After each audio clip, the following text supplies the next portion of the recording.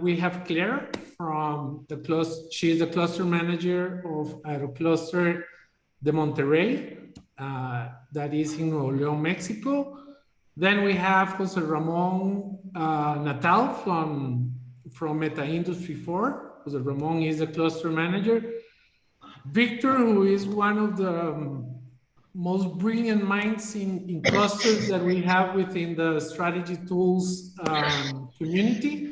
Victor is now an independent consultant and ecosystem and cluster strategy and development consultant. He will talk a little bit about actually the difference between clusters and ecosystems. And then we have Carlos, my dear partner here in Engage Innovate Latin America, who has been doing a lot of cluster whispering here in Central America. And Ljubisa, who is our strategy partner in the Balkans and has been one of the most active partners developing cluster projects. So that is the panel that we have for today. Good morning, good afternoon, Victor, Claire, José Ramón, Carlos, and Ljubisa. Nice to meet you. Claire, I know that I should start with you, but let me have Victor first, because I want to ask Victor a very key question to jumpstart this discussion. And Victor, please give us a snapshot of your experience working with clusters, and then I will throw you the first question. And that question is, why do we need clusters? And really, what is the difference between a cluster and ecosystem? Because now everything is an ecosystem. So I'll start with that one. Okay, yeah. Thanks, Roberto, for giving me this nice question. I'll try to answer it shortly because we only have 50 minutes and a lot of stuff to talk about. But for me, it's really important to start with the right vocabulary and make sure that people understand what we are talking about. And I've experienced a lot of debate on clusters and on ecosystems, on definitions, on what it is not.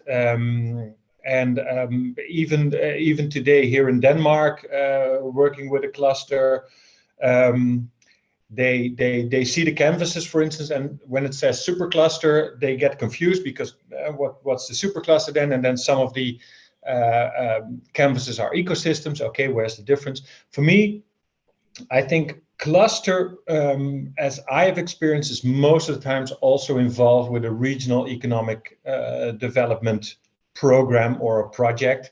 But it could be a number of things with either industry or with a number of government institutions working on a specific theme. And ecosystems, I think, more and more are being used either by an industry. I think from the first part, it was an ecosystem where for instance, a corporation needed to have certain suppliers or certain people in their supply chain and wanted to build something consolidated around one product. And like rightfully so, you said ecosystems is being used all over the place now. And I would say, make sure that when you talk to somebody, ask them if they are talking about a cluster or an ecosystem. And for me, ecosystem is much more related to a corporate endeavor in the supply chain product or product development. Thanks. Yeah, I definitely agree with you on the importance of using the right vocabulary, especially when we are dealing with people that are really starting in the cluster field. Now, Claire, if you could give us a helicopter view of what is our cluster of Monterrey, and let me ask you the following question. How are the so-called digital technologies impacting the strategy of your particular cluster? Aerospace, we associate that with immediately with technology. So what is the role that these big new digital technologies are playing in the strategy of your cluster?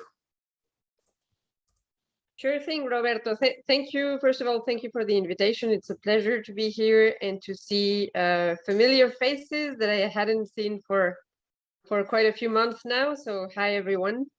And I like the image that you specifically used for me to give you a helicopter view of, of the aerospace cluster. That was intentional, we have to say. Yeah, thank you. So answering your questions, I think there's two answers I'd like to give you. First of all, as a cluster, we are trying to, slowly but steadily use more and more digital tools to improve our communication towards our members and towards, I think, the general public.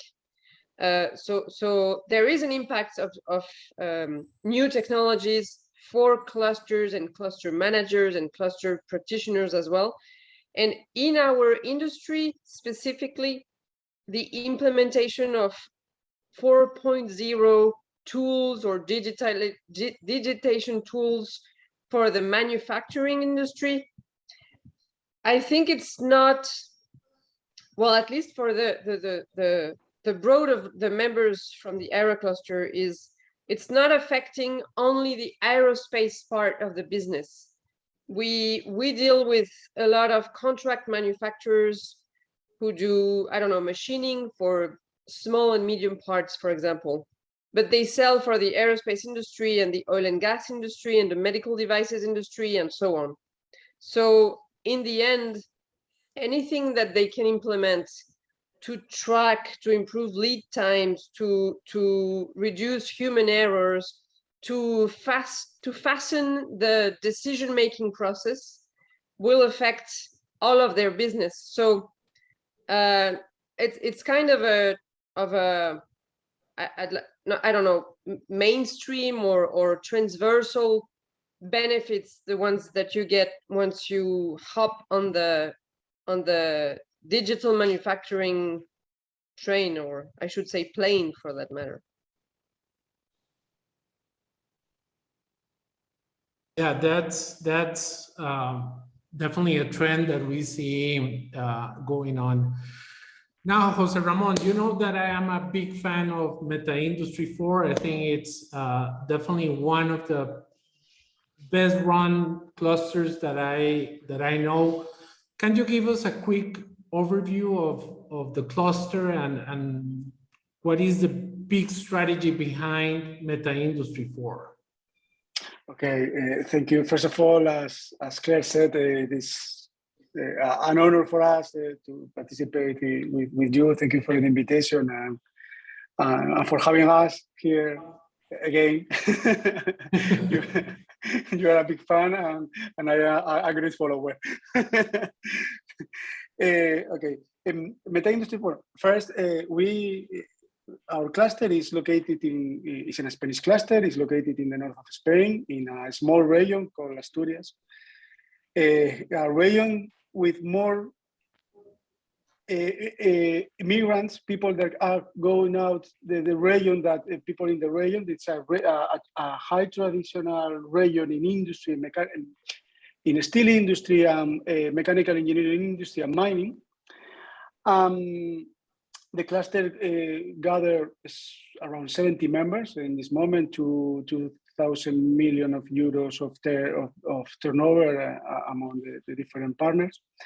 And we are focusing in the three main pillars, that is working the development of human capital, the working internationalization, and especially in R&D and digitalization. Working, as Claire said, in how to implement the Industry 4.0 in our companies, in the industry. The cluster has the singularity, at least in Spain, that it is an ecosystem in itself. Now in Europe, we are talking about the digital innovation hubs and the European Digital Innovation Hub. In our case, we are an informal digital innovation hub, because we gather the demand of technology with the industry, the offer of technology with the main startups and IT companies of the region, some investment agencies, and the competence centers. So we gather all, and the university, of course. So we have all the main stakeholders to work and develop new projects and trying to accelerate this digitalization process of the industry. It's more or less this sort of review about who we are and in which fields we are working and how is align our strategy. And José Ramón, something that is interesting about Meta Industry 4 is that it actually has its origins in an already existing association, right? Yeah. Why was a cluster needed? Why the existing association was not able to tackle the challenges, or why spin off a cluster out of this association? In fact, Meta Industry 4 is a spin-off of the Metal Industry Business Federation in Asturias. The Business Federation gathered near 1,000 members, while the cluster has only 71.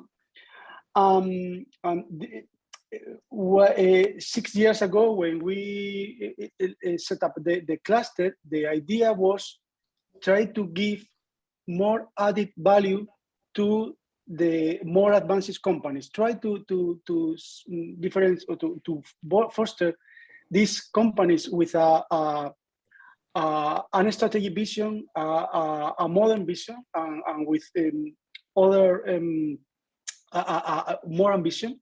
The companies with more ambition, to help them through the collaboration, through the open innovation, to work together. And the traditional association are focused on the traditional issues, not in the more advances or the more added value issues in which a cluster more dynamic can work.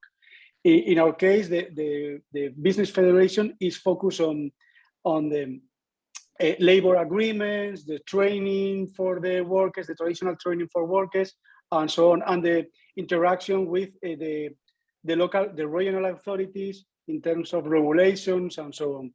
While the cluster is more focused on try to analyze what are the mega trends and the trends and how will affect to the companies, try to foster projects and innovation and the implementation of the digitalization process in an accelerated way for the companies, and trying to find out the new roles and the new skills that in the future the companies will need. So these are different visions. Both are important.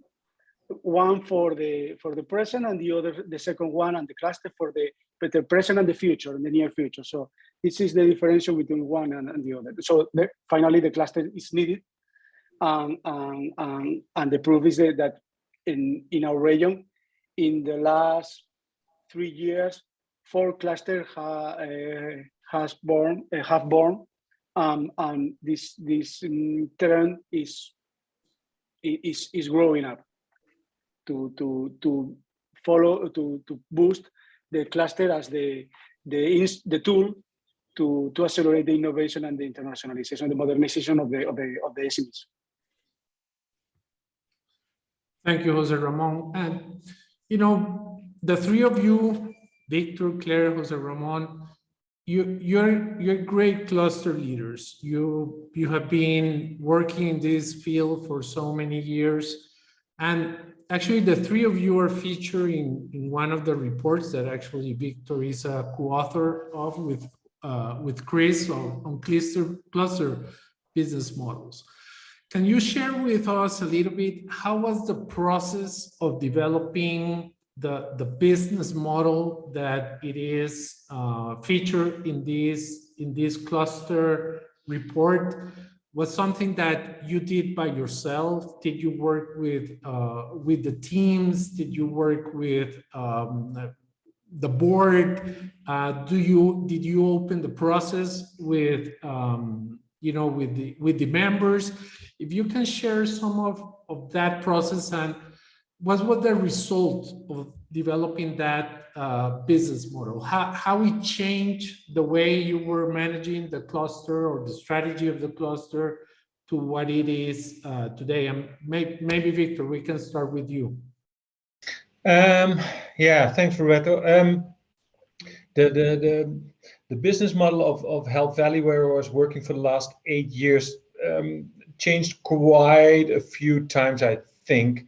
And one of the major changes was what we changed the partner fee for the different partners in the cluster, and that has obviously to do with the division between public and private funding and the project funding that was coming in. So we had to look at how to keep the cluster alive and make sure that there was enough income to sustain the cluster for the coming years. And we had quite some discussion on that model with our own organization, but also with the partners itself, because we were going from a flat fee for all the partners to a diversified model for partners based on the scope of their company. I think a well-known model. Smaller companies pay less, the larger corporations pay the largest share. But we were afraid that the larger corporations going from the flat model to the excessive model, because it was 10 times over the new fee, we thought they would run away very quickly. But basically the opposite was the case, in a sense that the corporations, when we approached them with this new model and this higher fee, said, okay, let's discuss. We could do it, but now we want to have a much better view, a clearer view of what we are getting for that specific partner fee. So we had a lot more discussion on the actual value that we could deliver to these larger corporations, which were perfectly fine with paying the higher fee as long as there was perceived value in that amount that they had to pay.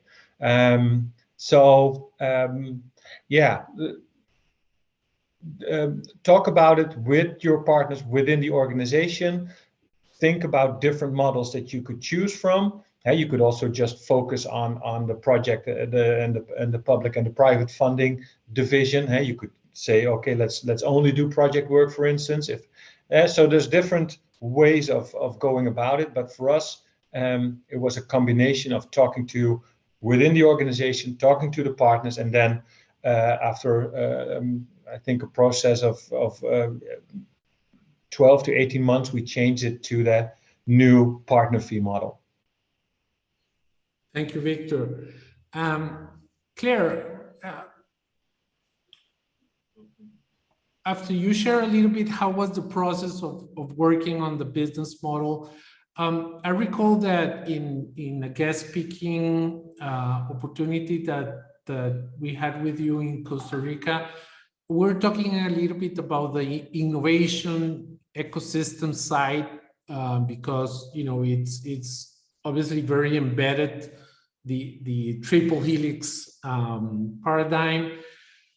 After the work that you guys did in terms of developing the business model of the cluster, has any program or any project or any efforts of building more of an entrepreneurial side came after that exercise? And so if you can share a little bit about the process and maybe get into the aspect of developing that entrepreneurial side of the pentagram. Yeah, sure. So I'll answer the first question first. Yeah. So I remember participating in that exercise. So you asked us how the process was for us.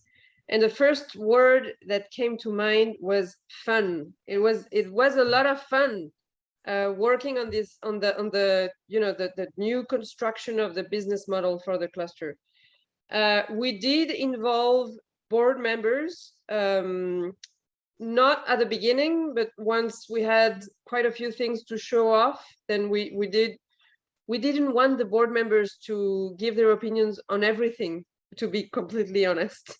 So we had to present something a little bit, you know, a little bit constructed, so that we would gather their thoughts and extract the best from all of them. And then we also worked with well, we exchanged information with other Aeroclusters and so other cluster peers in Mexico, with Chihuahua and Querétaro mostly, who were going through the same exercise more or less at the same time. So it was interesting to have their views as well. We did not involve the members. I mean, we worked with board members, but not we didn't open the whole process to all of the members. In our case, it did not, so that the outcomes did not change the members' fee, but it did enlarge let's say, the incomes possibilities. And there were two main findings. One is that we should be organizing events, because even if it's a lot of work, it gives you a lot of visibility. It increases the perception of value that the members have or gain from the cluster.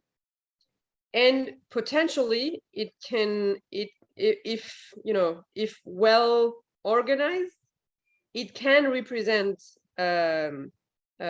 extra income for the cluster. And the second finding that we had is our cluster is in a business where we still lack a lot of visibility, a lot of exposure to exposure, I'd say, with potential customers outside of Mexico. So I would say we're still in the beta phase of that. We are trying to associate with sponsors. It might seem a little odd, but we're exploring institutional sponsors and events sponsors, so that and this is why the whole communication issue is so big and so important to us, because we have to communicate right. And communication, man, it's a it's a whole new word for us, but it's fascinating. So to answer your question, the first question is the whole process was fun. It was a lot of learning. It's something that I would recommend anyone working in a cluster to undertake at some point. And the second question had to do with how, so related to that whole process, how did we what changed in our cluster regarding entrepreneurship? I would say maybe not a lot regarding entrepreneurship, maybe more, maybe we and we are not consciously focusing on this, but I'd say we have discovered more opportunities for intrapreneurship. So within the companies that we work with in the cluster, I still feel that we are detached from the entrepreneurship sphere or ecosystem, because we haven't.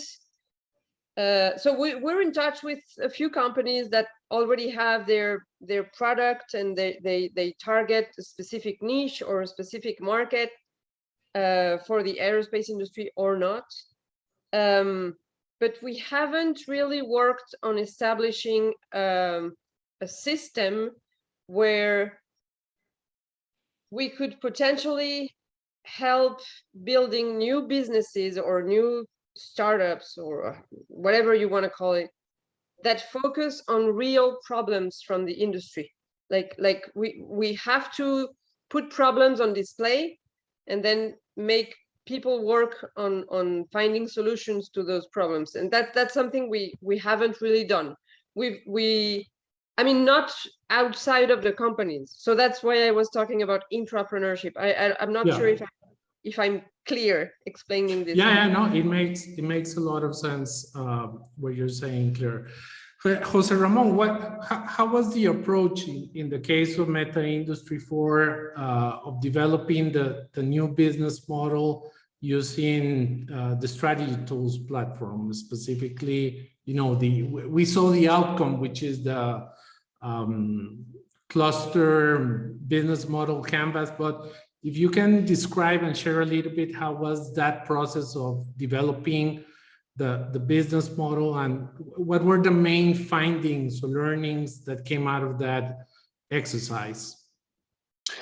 Okay, for us, for me, especially for me, the opportunity to participate in the Cluster Global Leadership Program and to work in the development of our Canvas business model came in the very best moment, because we were in the process of the updating of our strategic plan. We have for political reasons, especially with the national government in Spain, we need to update our strategic plan every 4 years. But it was a need that we had, because after the first years of the cluster, we needed as well. So had the opportunity to participate and find out the model was in the best moment, and the approach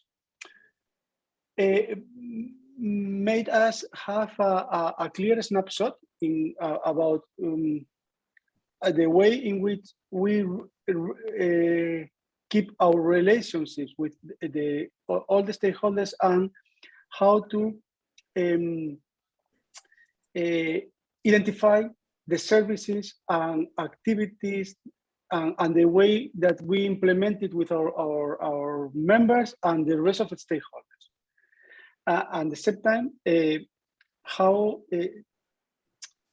see in only 3 blocks, how we distribute our incomes, and to work with these figures, and it made us have a very practical information to work with it in the definition of the new strategic plan, in which we implement some most part of the ideas that we found out in the model, the way to explain the cluster to the rest of the stakeholders and with the public administration, and in how they can help us, or they can collaborate with us to develop the cluster, not as organization, if not the cluster as all the ecosystem in the region regarding to the industry and the combination in the industry and technology. It was a very funny process in which we learned a lot, and very useful to work, and now we actually use it for this kind of reflection. It's great, Enrico, to hear that these processes are fun. Yeah, it's true, because in our case, the analysis and the definition and the everything was made for me and the team. The team we were in that moment, we were only 2 persons, so we defined all the business model between mainly me, but me and my colleague, by 2 persons, and then to give it to the board of directors. But we prefer to give the paper fulfilled and not in blank, open, because it is easier to advance quickly and to pass to the next step. So this analysis, this try to put the different relationships, agents, stakeholders, activities, and so on. It was really, really interesting and easy to do and nice, funny to do it. So. Thank you, José Ramón. Let me go quickly now to Carlos. Carlos, you have been in consulting 35 years or so, working with 3 of the big 4 consulting firms. And you have done a lot of work in the corporate field and obviously been doing a lot of work in clusters in Latin America. What are the connections? If you are a strategy tools partner looking at cluster space, coming from the corporate side, what's the opportunity behind clusters? How do you connect the dots between corporate and clusters? Yeah, thanks for the question and thanks for inviting me, Roberto. I think we are changing, actually, as we like to say, the change of paradigm. I mean, what I'm seeing in Latin America is that we are finally crossing that bridge. And it's based on the pentagram, right? The way you realize there are new players and the whole helix model of corporate academy and public sector working together is no longer sufficient, that you need ecosystem of entrepreneurships and that you need an ecosystem of capital financing those. Then you realize there's a lot new relationships and a whole new game starts to take place. And that's what I'm seeing. What I'm seeing is there is interesting, but there's still a lot of suspicion and a lot of lacking of the right tools and the right vocabulary, if you want to say, as Victor was saying at the beginning. I mean, corporations are not that used, at least in Latin America, to actually cooperate, invest time and resources in startups, but not for the sake of corporate responsibility. That was the old way of doing it. Now it's business. I mean, they are realizing that investing and having some kind of relationship with startups, it's good business, made good business sense because they are learning, they are getting access to some new technologies and new disruption that it would be very hard for them to get otherwise. But then if you look at the academy, for example, you still see some caution because they still don't quite know how to play the new game. And that's where I see the opportunity, because we at Strategy Tools, we provide the tools, the frameworks, the platforms where these convergence, where these new conversations, where these new relationships can take place. And I see that as a great, great opportunity. Thank you, Carlos. Before I go to Ljubisa, I want to ask you, Victor, and you know, you've been leading a cluster. Now you are more on the independent, as an independent consultant. What do you see the opportunities, for example, for the strategy tools partners in you know, successfully getting into the cluster space? There's a lot of opportunity there. To give you a small example, tomorrow I'm doing a workshop here with a region of Danish healthcare organizations, and they're coming from healthcare, they're coming from universities, they're coming from all the 5 pillars, like Roberto, like Carlos also said.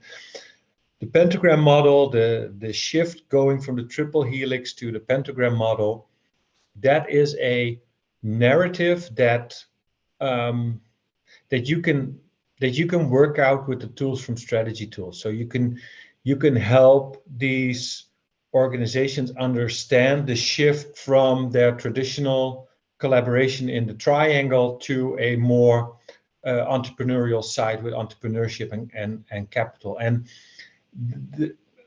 this is obviously also the most difficult one, because also when I was preparing the workshop for tomorrow, I was preparing it today, discussing with some of the key players. And the nice thing, we were discussing, okay, how do we get these people into this starting of building the ecosystem, of building their own new organization? How do we get them into it? And I deliberately brought a set of different levels of strategy tools in the ecosystem part. So I brought the really simple ones, and I brought the more complex ones. And I, together with the persons here, I said, okay, which one would you like? Which one? Where do you place your group? And do you think that they are somewhat beyond this simple model, or should we really start at the beginning? And so we made a nice selection of different levels of strategy tools from the ecosystem series, in also bringing them tomorrow through a kind of a storyline of where they are now and where they want to go. And that is really what I like about the visual thinking side of the strategy tool set, that you can build a narrative around the specific needs and wants of the customer that you're engaging with. So just talk to them, find out where they are, and then build the set of canvases that you use in whatever you're doing with them. If you're doing the project, if you're doing the workshop, etc., etc. But you can build that narrative, and you can build that workshop real nicely with the specifics from the tool set. Great, Victor. Now, Ljubisa, I mean, you have been really active in the Balkans, and you have work or are working in different projects in Serbia and Montenegro, and you have a very impressive pipeline of projects.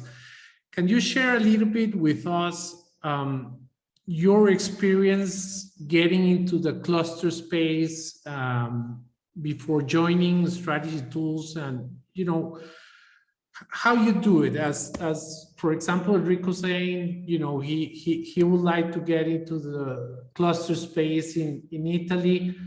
How do you go about it? What are your recommendations based on your experience? Hi, Roberto, and all of you. So nice to meet you. I'm Ljubisa. I'm based in Serbia. It looks like that I'm only sales guy here. Everybody else are experts in clusters. So let me introduce myself. Prior to 2 years ago, I didn't know that clusters exist. So my background is really in sales, general management, business development, supply chain, and coaching. And most of my career, I worked in FMCG and retail industry. During the pandemic, I was surfing, and then I get in touch with Chris and Scott. And at that point, my story with clusters and strategy tools begins. It's almost 2.5 years now. So once I met them, I realized that methodology is very intriguing for me. And based on my prior experience, I thought that I can sell it and I can enter this market. But it really needed quite a lot of time to do it. Basically, I start learning the methodology because it is the key to understand what you want to do and how you can help your clients. And once I realize it, that there is a potential in the market, it means that sometimes it is quite advantage when you are working in emerging markets. The things are not set up here yet. There is a lot of opportunities, and also there is markets are not so exposed to the expertise and knowledge, which is quite present in North America and Western Europe. So there is a potential that you introduce something new, something which has very good quality, and that people will look to learn something more about it. But basically, we started 2 years ago, and as I said to you, the main issue was how we will enter the market. So as a first step, we map the whole ecosystem by country, and also try to see how we can approach these potential players in the ecosystem. The advantage, again, of the small market is that even we had a war here 20 years ago, we are very connected and we are very present in each country. It means that personally, I work from Slovenia to Greece. In every country, I had some kind of the project in the last 10 years. And I know quite a lot of people. So the only thing which is working here is really direct contact. And I'm using every opportunity to get in touch when I travel to new people, or that some of my friends refer me to certain accelerator, certain cluster, or certain key decision makers in the region, in the country which I'm visiting. And this was really starting points. But without really understanding of our methodology and benefits which it can bring to the clients, it is not, the contacts are not relevant. You can't sell it. You need to add the value. And what is most important for clients and for us is how we can add value to them. And this is a thing which I'm all the time working on. How can I add value? How can I understand their current challenges? And how we can, our solution or our team can help them to solve these challenges which they face. And really it is, for me, this is really huge discovery in the cluster space, that the market is really very in early stage. We don't have, in whole Balkans, we don't have very developed cluster, which really can be measured as developed according to our methodology. It's really beginning. And the second issue is that they are not supported by the government. Most of the clusters are initiated by certain industry players and funded mostly by donors. So there is a lot of things which they can't do due to the lack of the financing. And also we are helping them for free to do something to face everyday challenges, but also we are all the time working how we can get a project and work on the long-term basis with them. Currently, we have, like Roberto mentioned, we did 2 projects, so we are starting with second one, and probably until the end of the year, we'll have 3 more in the cluster space. But it's really after 2 years of developing relations, let's say connecting with the people, connecting with the donors, connecting with the decision makers in the region, and really building the pipeline slowly, but every month we make another step in this, let's say, process development. Yeah, it's funny. In the cluster space, you need time to develop things, both in terms of developing projects as well as in execution. Claire, Jose Ramon, before we wrap up, where are your priorities right now in terms of development of the clusters? Is it developing new capabilities? Is it accelerating, new markets? Where are you guys focused today, and what are the areas where you're mostly looking for external support?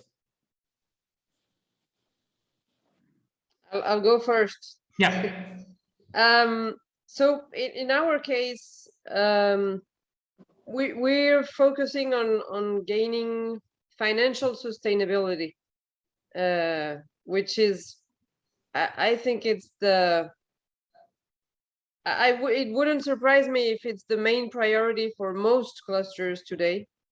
José Ramón agree with you. Yeah, yeah. So financial sustainability. So yeah, implementing a bunch of different strategies, but we believe that gaining independence from so we here in Mexico we are blessed not I mean sorry, I was going to say something that was going to seem a little bit rude, but I was going to say not like in the Balkans, although I don't know the Balkans, I've never been there. I would love to be there and know the region, but we do receive help from the government. So and in that sense we are blessed, and I hope it doesn't stop, but we are in a way tied to how we can spend that money, and sometimes we would like to do other stuff that we can't because the public money we receive is supposed to go to fund specific projects.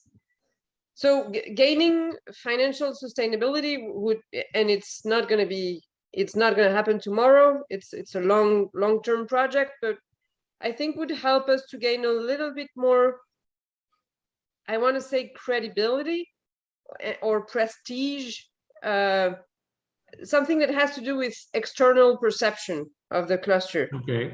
And not be perceived as, oh, another association that's funded by the government, so they do what they're told and so on. So it's not necessarily the case, but that's today our #1 priority.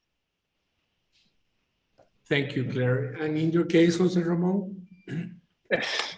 I sign all the words of Claire. I think that most part of clusters have the same problems and the same challenges. But if I put, or I divide our aims and our concerns and our focus for the near future, I would talk about three points, three issues. First, at an internal level, the financial sustainability is crucial for us. We are a small cluster. Now we are around 35 to 40% of our incomes come from membership fees. So we need the 60% from other kind of incomes, normally from projects, grant projects, especially now we are working especially in European projects with 4 European projects and others at national level. And we don't get paid for the services that we offer. All the services are included in the membership fee. So it is something that we should change in the future. But it is difficult to change. When the members has accustomed to receive something for free, it's difficult to change this culture. And it's something that we have to work in the future. The second point is the points in which we work with our partners. And there are two different issues. What they want and trying to offer what they want, and what they should want from us. So in a future vision, try to work in this new aspect that I mentioned before about the new competencies, the new skills, and so on, that they don't need now, but they will need in a near future. So this is more or less what some of our objectives. And the third that is Claire mentioned is the visibility, the capability of influence of the influencing of the cluster with not only with the stakeholders and the policymakers, also with the policymakers, trying to show them the importance of the cluster and the possibilities of the cluster to develop and to work with SMEs. Now, in our region, now we are an example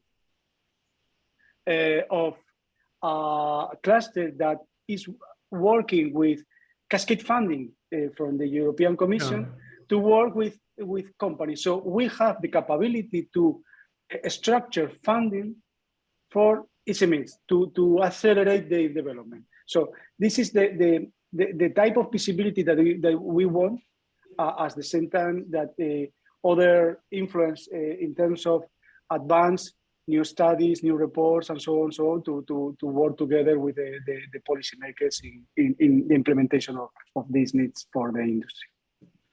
Thank you, José Ramón. And guys, very interesting. Thank you for joining. We have to move to the next panel, but we'll make sure that we find new spaces to keep this dialogue going.